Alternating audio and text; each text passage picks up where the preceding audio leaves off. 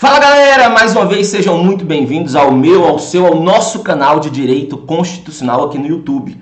Vamos falar hoje da parte 4 da revisão final aí para o CNMP, mas consequentemente você pode aproveitar todo esse conteúdo que eu estou ministrando aqui para outros concursos, para outras provas, porque eu sempre tento ser nada superficial. Eu sempre tento ir direto, mas sempre ali colocando os detalhes importantes. Beleza? Nós vamos falar hoje sobre nacionalidade, vamos fazer uma revisão geral de nacionalidade aqui, rápido, e um assunto muito importante, muito tenso. Aplicabilidade das normas constitucionais. Assunto bem técnico, bem doutrinário, então você tem que ter ali as direções certas para resolver a questão. Lembrando, curta esse vídeo, comenta esse vídeo, por favor, ajuda o professor a divulgar esse canal aqui, que é um canal para vocês. E detalhe, ativa as notificações. Eu estou entrando no 4º vídeo da revisão e teve gente que parou no primeiro. É porque eu faço questão de comentar, de responder todos os comentários aqui. E alguns, professor, já está entrando no 4º. Eu vi o primeiro até agora. Então, quando você ativa as notificações aqui, o YouTube vai avisando isso para vocês. Então, sem maiores delongas, vocês sabem que aqui eu não gosto de enrolação. Aqui é direto ao ponto. Então, vamos nessa. Vamos lá? Muito bem, vamos falar aqui então. Agora vamos conversar um pouco sobre nacionalidade, é assunto muito importante aí, e aplicabilidade. Vamos começar fazendo um resumo aqui, então, acerca da nacionalidade. Lembrando que nacionalidade é uma das espécies dos direitos fundamentais. Nacionalidade nós vamos encontrar especificamente nos artigos 12 e 13 da nossa Constituição. Só que quando eu começo a falar de nacionalidade, a primeira coisa que eu preciso lembrar aqui é que em um estado você tem dois tipos de pessoas. Você tem os nacionais e você tem os estrangeiros. Nacionais são todos aqueles que têm vínculo jurídico-político com seu estado. Estrangeiros, por sua vez, são aqueles que não têm. No caso do Brasil especificamente, você pode ter 3 formas de vínculo: originário, derivado ou vínculo de equiparação. Quando você tem um vínculo originário, você é um brasileiro nato. Quando você tem um vínculo derivado, você é um naturalizado. Quando você tem um vínculo de equiparação, você é um português equiparado.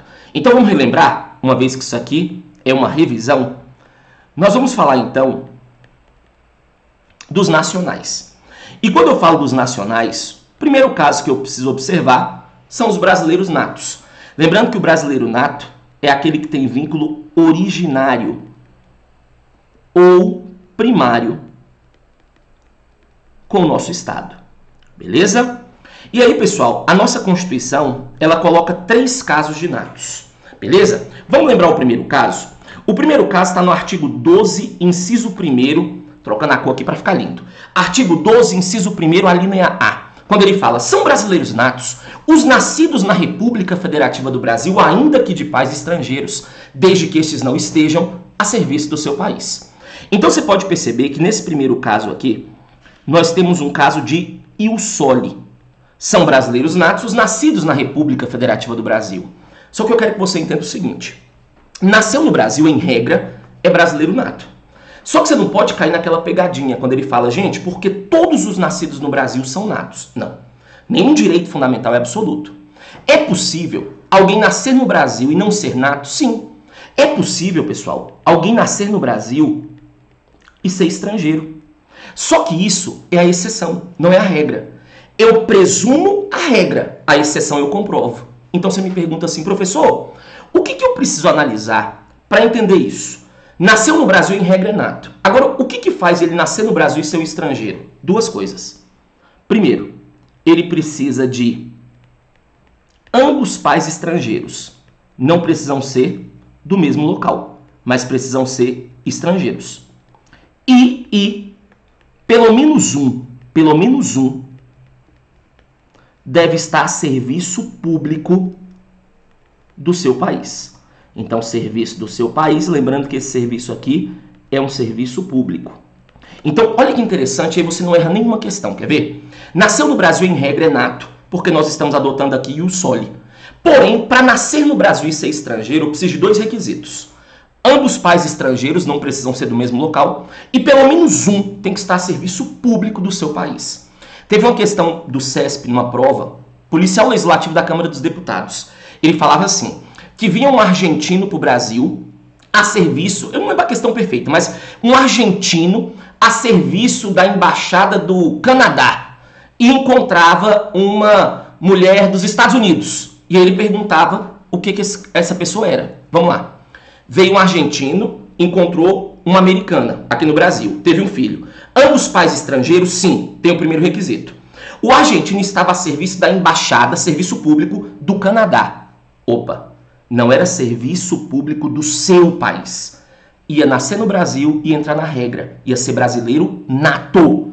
Agora, diferente é, veio o argentino a serviço da embaixada dos Estados Unidos, encontrou uma americana que no Brasil teve um filho.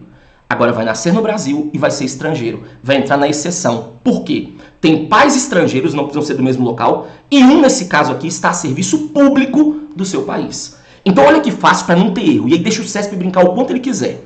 Nasceu no Brasil, em regra, brasileiro nato. E o SOLE. Porém, pode acontecer de nascer no Brasil e ser estrangeiro. Para isso, eu preciso que ambos pais sejam estrangeiros e pelo menos um esteja a serviço público do seu país. Segundo caso, para o cara tornar-se nato. A Constituição fala o quê? Os nascidos no estrangeiro, filho de pai ou mãe brasileira, desde que qualquer um deles esteja a serviço da República Federativa do Brasil. Você pode perceber que nesse caso aqui, já não é solo, porque nasceu no estrangeiro. Então esse caso aqui é um caso de sangue, porque tem que ter pai ou mãe brasileira, mas a questão do vínculo funcional. Ele tem que estar a serviço da República Federativa do Brasil. Ou seja, designação feita pela União, Estado, DF, município, serviço diplomático, organismo internacional que o Brasil faça parte. Então, ó, nasceu no estrangeiro, tem pai ou mãe brasileira, não precisa dos dois. Se tiver os dois, beleza. Onde um deles está a serviço do Brasil, é considerado brasileiro nato, porque aqui você entende que está na extensão do território. Uma questão muito cobrada pelo CESP é essa aqui. São brasileiros natos os nascidos no estrangeiro, filho de pai ou mãe brasileira, desde que qualquer um deles esteja a serviço do Brasil e faça o registro na repartição brasileira. Não, errado. Eu não preciso, nesse segundo caso, fazer o registro. Se eu fizer o registro nesse segundo caso, é uma mera formalidade. Mas não é o registro nesse segundo caso que está dando a condição de nato para o meu filho. O que está dando a condição de nato aqui é o sangue mais o vínculo funcional do pai. Terceiro e último caso. Você encontra na linha C. Aí ele fala, os nascidos no estrangeiro, filho de pai ou mãe brasileira, desde que façam um registro em repartição brasileira competente ou venham residir no Brasil e optem qualquer tempo após atingir a maioridade pela nacionalidade brasileira. Não sei se você percebeu, mas nesse terceiro caso aqui você tem duas situações. Uma primeira que é ius sanguinis, porque nasceu no estrangeiro, filho de pai ou mãe brasileira, mais registro.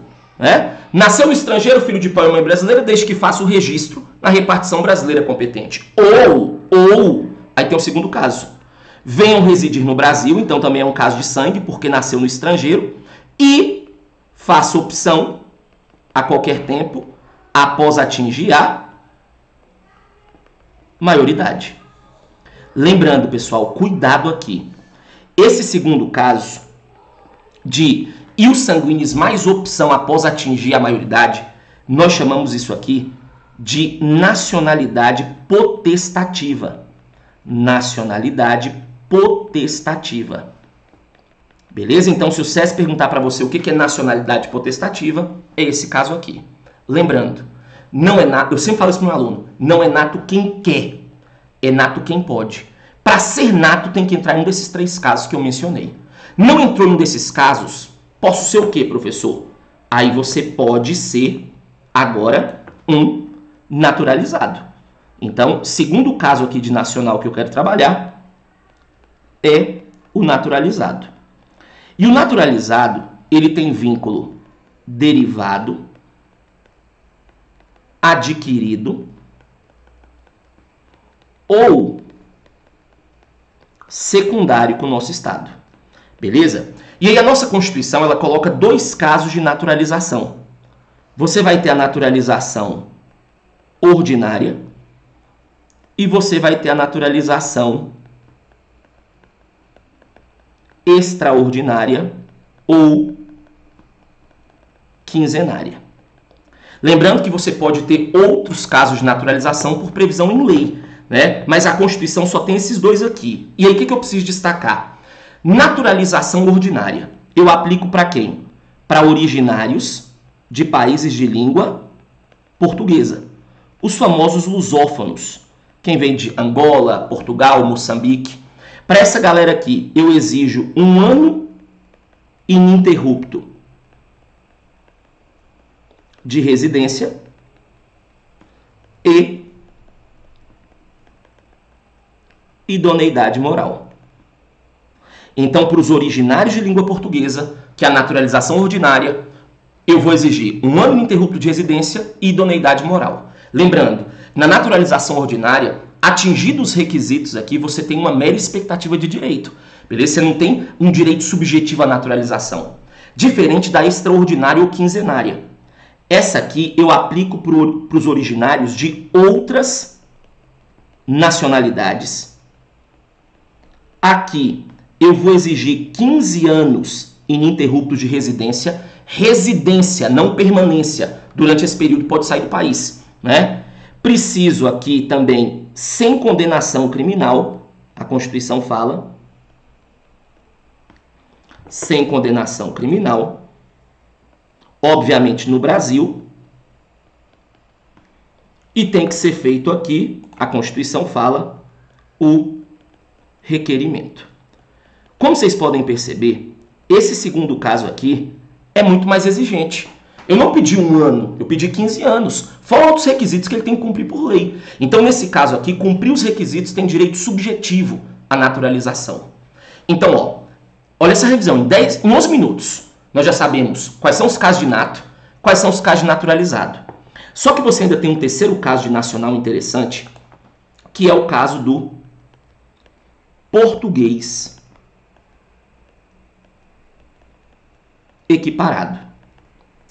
O português equiparado na sua prova, pessoal, ele vai ser chamado de quase nacional. Então, quando ele falar do quase nacional, ele vai estar falando aqui do português equiparado. Então, o quase nacional é o português equiparado. E aí o parágrafo 1º do artigo 12 fala que aos portugueses com residência permanente no país, se houver reciprocidade, serão atribuídos os direitos inerentes ao brasileiro, salvo os casos previstos nessa Constituição. Então, o que eu preciso entender aqui sobre o português equiparado? Primeiro, para eu conseguir equiparação, a Constituição fala que tem que ter residência permanente e tem que ter reciprocidade. O mesmo tratamento que eu dou aqui, eu preciso receber de lá. E aí um detalhe interessante aqui é, qual o status de um português equiparado? A Constituição fala que ele tem direito de brasileiro. Quando eu falo brasileiro, são os dois, nato e naturalizado. Só que aí o texto continuou. Salvo os casos previstos nessa Constituição. Quem tem exceção na Constituição? Quem não pode ser presidente da República? Nato ou naturalizado? Naturalizado. Quem não pode ser o presidente da Câmara? Naturalizado. Então, quem tem salvo, quem tem exceção na Constituição é o naturalizado. Por isso que o status de um português equiparado é status de brasileiro naturalizado. Ele já teve status de nato, mas isso foi alterado por emenda, né? Então, veja, nós temos aqui os 3 casos para o cara ter vínculo com o país. Nato, naturalizado, português equiparado. Lembrando, não confunda naturalização e equiparação. Quando você naturaliza, você vira brasileiro. Quando você equipara aqui, você continua sendo português, mas você ganha os direitos de um brasileiro. Beleza? Tranquilo? Agora, aproveitando o embalo, eu não posso esquecer, então, que a Constituição ela vai pregar em regra a isonomia entre os brasileiros, né? Entre o nato e o naturalizado. Então, a regra, quando eu falo aqui de nato e naturalizado, é tratá-los com o quê? É tratá-los com isonomia. Eu preciso tratá-los com igualdade, né? Então, em regra, eu vou tratar nato e naturalizado com isonomia. O próprio artigo 12, ele fala que a lei não poderá estabelecer distinções entre brasileiros. Hoje, o único instrumento idôneo para estabelecer isso é a própria Constituição. Se vem uma lei hoje, uma lei ordinária, simplesmente porque ela quer, ao seu capricho, ao seu alvedrio, cria uma situação dessa, é inconstitucional. Bem como o artigo 19, ele fala que é vedado à União, Estados, DF e municípios criar preferências ou distinções entre brasileiros. Então a regra é tratá-los com isonomia. Só que, obviamente, eu não tenho como conceder um tratamento 100% igualitário para um nato e para um naturalizado, né? Até porque nenhum direito fundamental é absoluto. Então aqui começam a aparecer as exceções. Nós vamos ter aqui, para você não esquecer, quais são as exceções que nós vamos encontrar importantes entre natos e naturalizados. Primeiro, os cargos privativos de natos, que estão no artigo 12, vamos relembrar? Presidente e vice-presidente da República, presidente da Câmara dos Deputados, presidente do Senado, ministros do STF, carreira diplomática, oficial das Forças Armadas e o ministro da Defesa. Nós vamos ter também uma função privativa de nato, que está lá no artigo 89 da nossa Constituição. Esse caso aqui você encontra no artigo 12, né? O artigo 89, ele fala sobre o Conselho da República. E o Conselho da República ele é formado por uma galera, quer ver? O artigo 89 fala que no Conselho da República você tem o vice-presidente da República, você tem o presidente da Câmara, o presidente do Senado, os líderes da maioria e minoria da Câmara, os líderes da maioria e da minoria do Senado, o ministro da Justiça e 6 cidadãos natos maiores de 35 anos. 2 escolhidos pelo presidente, 2 pela Câmara, 2 pelo Senado. Então veja, um brasileiro naturalizado pode ser membro do Conselho da República? Pode, desde que não seja nos cargos reservados aos 6 cidadãos, porque esses aqui, por imposição constitucional, precisam ser natos. Terceira exceção que você não pode esquecer, entre nato e naturalizado, é com relação à extradição, lá do artigo 5º, inciso 51. Né? Quando você pega lá na Constituição o artigo 5º, inciso 51, ele vai falar que um brasileiro nato não pode ser extraditado. Um naturalizado, em regra, não pode, mas tem exceção. Quando antes de naturalizado ele comete crime comum ou tráfico, ou quando depois de naturalizado ele comete o crime de tráfico. Então, peraí, o nato não pode ser extraditado passivamente de jeito nenhum. O naturalizado, em alguns casos, pode. Eis aqui mais uma exceção. E a última que eu gosto de frisar é com relação à empresa jornalística ou radiodifusão sonora de sons e imagens, né, que está prevista lá no artigo 222 da Constituição, porque lá ele fala que para você ser proprietário desse tipo de empresa, você tem que ser nato ou estar naturalizado há pelo menos 10 anos. Então eu já sei que, em regra, eu preciso tratar nato e naturalizado com isonomia. Porém, nós temos algumas exceções aqui, né, e isso é importante. Último ponto que eu quero trabalhar sobre nacionalidade para fazer essa revisão geral. Perda da nacionalidade. E aí, quando nós falamos de perda de nacionalidade, nós temos 2 casos, pessoal. Primeiro caso, quando a Constituição fala, tiver cancelada sua naturalização, então isso aqui é um caso de cancelamento da naturalização. Aí ele continua, por sentença judicial, em virtude de atividade nociva ao interesse nacional. Então vamos lá. Esse primeiro caso eu só aplico para naturalizado. Só cancelo naturalização de quem é naturalizado. Preciso de uma sentença judicial em matéria sobre reserva jurisdicional e o motivo pelo qual pode culminar isso aqui é atividade nociva ao interesse nacional. Segundo caso de perda de nacionalidade. Esse aqui é importante demais. Adquirir outra nacionalidade. Quando você adquire outra nacionalidade, pessoal, em regra você perde a nossa. Seja você nato e também naturalizado. Professor, mas eu já escutei por aí falando que o Brasil aceita o polipátrida, aceita aquele que tem mais de uma nacionalidade. Como é que agora você vem com essa história que, adquirindo outra, perde a nossa? Isso é a regra. Só que essa regra aqui, ela tem 2 exceções. Primeira exceção, a Constituição fala reconhecimento de nacionalidade originária pela lei estrangeira. Então, deixa eu te explicar um detalhe. Para o Brasil não tem problema nenhum você ser brasileiro e ser nato de outros países. Se outros países reconhecem a você nacionalidade originária, você pode ser de 10, que eu não estou nem aí. Porque você pode adquirir vários, porque você tem critério de solo e de sangue. Agora, sabe o que o Brasil ele cria caso? Quando você, brasileiro, sai daqui e tenta virar naturalizado em um outro local. Eu permito você, brasileiro, naturalizar-se em outro local sem perder a nossa? Permito. Desde que isso seja fruto de imposição. Beleza? Então eu permito, desde que haja imposição de naturalização. Porque a Constituição fala imposição de naturalização pela lei estrangeira como condição para a permanência no país ou para o exercício de direitos civis. Então, se tiver imposição na naturalização, você pode naturalizar-se lá e não perde aqui. Se não tiver, você dança. Quer um exemplo? Saiu uma mulher do Brasil aqui, brasileira nata, foi para os Estados Unidos. Chegando nela, casou, né, acabou adquirindo lá o green card, depois naturalizou-se. E ela casou de novo e matou o marido. Quando ela matou o marido, ela correu para o Brasil, porque ela pensou assim, sou brasileira nata. Brasileiro nato não tem extradição.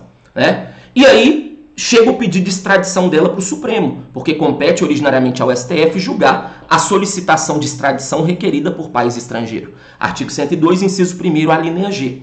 E aí, quando chega o pedido, o que o advogado dela fala? Pode parar, Supremo. Ela é brasileira nata, brasileiro nato não pode ser extraditado. E aí o Supremo fala assim, mas peraí, ela naturalizou-se nos Estados Unidos? Sim. Como é que foi essa naturalização dela? E quando foram analisar, viram que a naturalização dela lá foi uma naturalização o quê? Voluntária.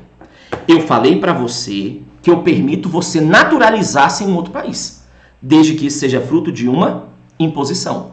Como lá ela naturalizou-se voluntariamente, consequentemente ela perdeu a daqui. Então, por ser uma ex-brasileira nata, o Supremo permitiu a extradição dela. Então, o Supremo nunca permitiu extradição de brasileiro nato. Nesse caso específico, que foi muito veiculado na mídia, o Supremo permitiu extraditar uma ex-brasileira nata que perdeu a nacionalidade quando voluntariamente naturalizou-se em um outro país. Em 22 minutos, eu revisei toda a nacionalidade com vocês para essa prova. Lembrando, hoje eu não estou aqui dando aula, explicando ponto a ponto, como vocês sabem que eu gosto, enchendo vocês de observações. Hoje é revisão, e revisão é isso aqui. Outro detalhe do edital de vocês aí, muito preocupante, é esse aqui. Aplicabilidade das normas constitucionais. Essa matériazinha aqui você tem que tomar um certo cuidado. Por quê? Porque isso aqui, pessoal, é hermenêutica, isso aqui é interpretação. José Afonso da Silva, ele divide as normas constitucionais em 3 tipos. Norma de eficácia plena, norma de eficácia contida e norma de eficácia limitada. Só para você ter noção, isso aqui é tão complexo que não tem consenso nem entre o Supremo e José Afonso da Silva. Às vezes tem alguns casos que eles divergem. Então, nessa situação, geralmente o examinador não vai perguntar muita coisa complexa. Então, se você tiver a base disso aqui, você consegue acertar a questão. Quer ver? Nós falamos que a norma de eficácia plena, ela tem aplicabilidade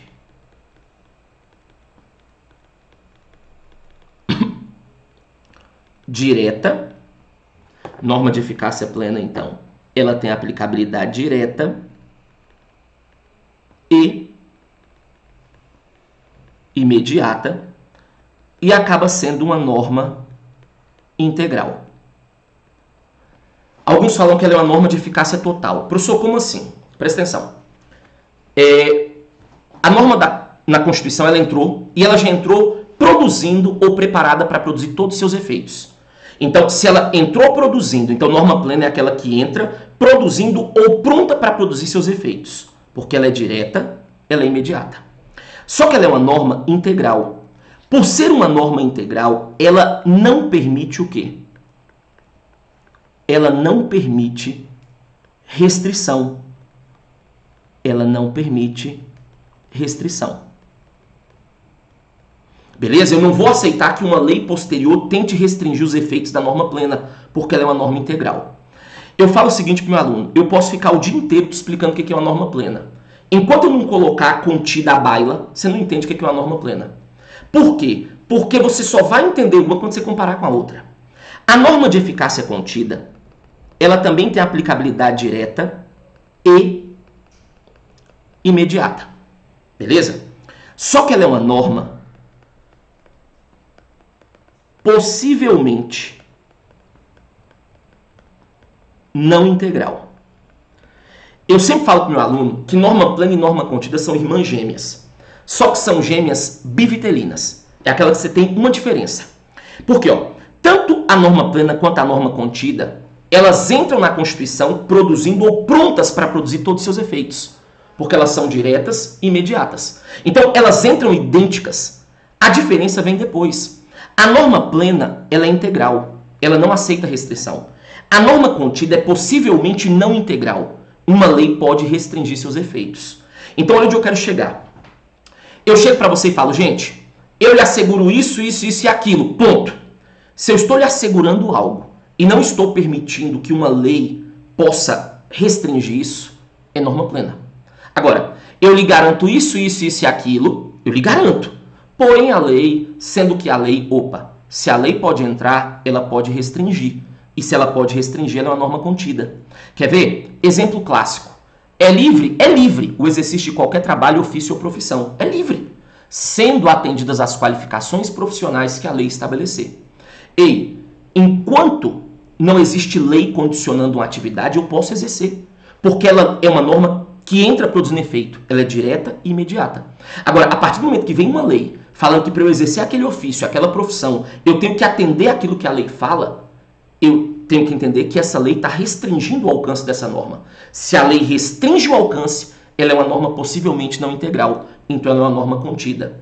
Uma vez caiu na prova do CESP, e esse assunto o CESP explora muito bem, ele colocou assim, uma norma de eficácia contida, presta atenção, uma norma de eficácia contida, ao entrar na Constituição, produz efeito de norma plena. Certo. Tanto a norma plena quanto a norma contida, elas entram diretas e imediatas. A diferença entre elas nós não encontramos quando elas entram. É posteriormente. Que uma não aceita restrição por ser integral, outra pode ser restringida por ser possivelmente não integral. Então são normas, em regra, autoexecutáveis. Né? E aí, lembrando que a norma contida ela pode ser restringida tanto por lei, bem como pela própria Constituição. Agora, a norma limitada ela é muito diferente. Porque a norma limitada, nós falamos que ela tem uma aplicabilidade o quê? Imediata. Né? E o que acontece? Essa é uma norma de eficácia parcial e diferida. Olha aqui, esse caso aqui é o mais interessante, na minha opinião. Por quê? Porque outras coisas, para você entender do constitucional, depende dessa norma limitada. Por exemplo, você só vai entender o que é um mandado de injunção, né, se você souber o que é uma norma limitada. Então, veja bem, o que é uma norma limitada? É uma norma que está na Constituição, está ali, o direito é seu. Só que você não consegue usufruir aquele direito. Por quê? Porque para você usufruir o direito previsto em uma norma limitada, essa norma ela precisa ser regulamentada. Então, enquanto não criarem uma norma regulamentadora, você não consegue usufruir aquele direito. Então, presta atenção nisso aqui. Norma de eficácia plena é aquela que, quando entra na Constituição, ela não consegue produzir efeito positivo. Seus principais efeitos. Uma norma limitada, ela só produz efeito positivo depois que ela for o quê? Regulamentada. Enquanto a norma não for regulamentada, você não consegue usar o seu direito. Se você não consegue usar o seu direito, a norma não produz para você efeito positivo. Só que você vai tomar cuidado com uma questão que cai muito no CESP. Quando ele fala assim, norma de eficácia limitada é aquela que ao entrar na Constituição não produz efeito jurídico. Pode parar. Não falei isso não. Eu falei que norma limitada é aquela que ao entrar não produz efeito o quê? Positivo. Agora, a nossa Constituição tem 250 artigos. Do 1º ao 250, sem exceção, todas produzem efeito. Todas, inclusive a limitada, produzem pelo menos efeito negativo. Por quê?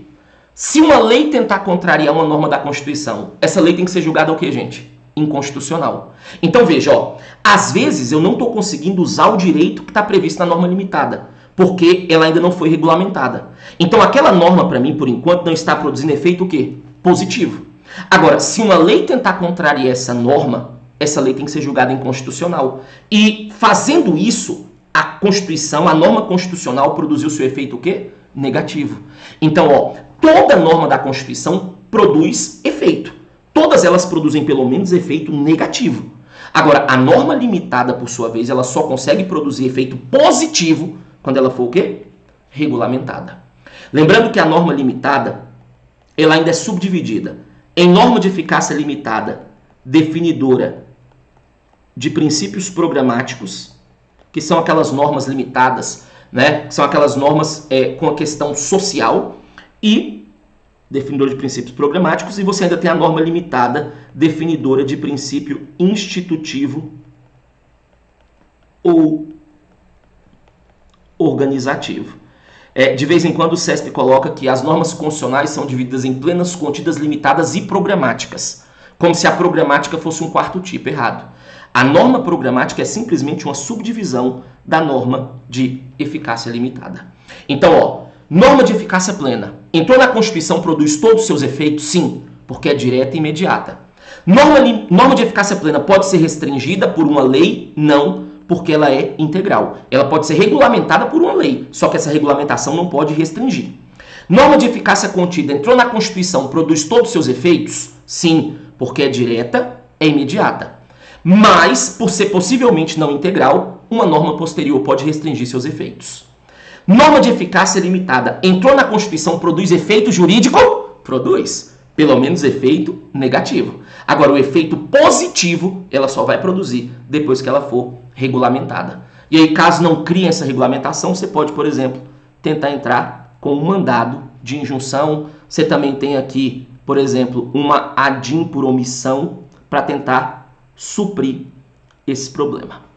Dessa forma, aqui em 32 minutos, eu revisei com vocês duas matérias importantes: nacionalidade e aplicabilidade das normas. Espero que vocês estejam gostando dessa revisão, né? É rápido, mas é uma revisão. A prova é domingo, né? Não tem como aí, né, eu falar detalhe por detalhe.